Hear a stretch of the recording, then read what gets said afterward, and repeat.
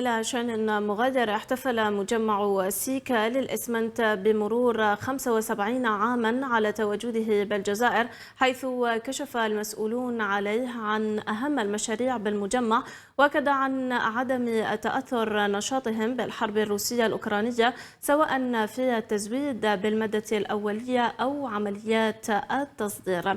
التغطية لمالك لكك.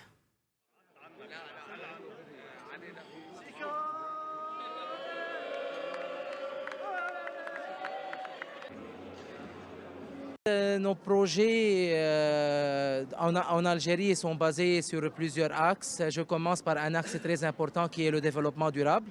On a un projet, on a un engagement qui nous tient à cœur, c'est l'engagement durable. On est toujours présent là pour des projets d'innovation. Notre principe, c'est de rendre au marché des solutions innovantes qui seront plus adaptées au marché algérien.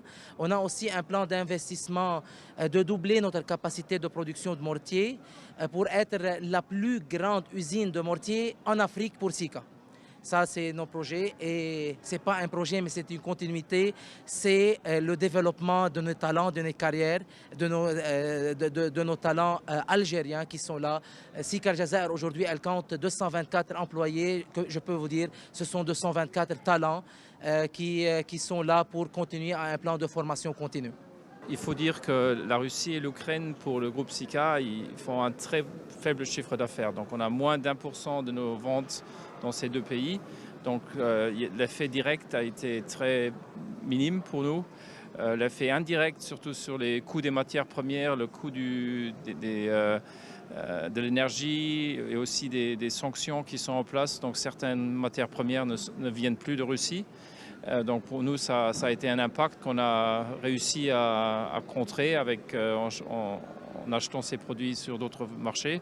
Donc d'un point de vue direct, ce n'était pas un grand impact, mais pour l'effet indirect, on a travaillé pour le minimiser aussi. On comprend très bien la volonté de l'Algérie de développer ses positions à l'exportation, mais notre business, il est extrêmement local. Il subit des contraintes fortes de déplacement des produits vers les clients qui ne peuvent pas voyager non plus de façon très importante puisqu'il y a beaucoup de transport et ça limite les possibilités. Par contre, on a des technologies ou des produits, voire des services qu'on peut essayer de mutualiser dans la zone Afrique. C'est ça qu'on a toujours fait quand c'est possible et on le fait aussi en Algérie, mais quand on a la possibilité, quand les raisons économiques permettent de le faire.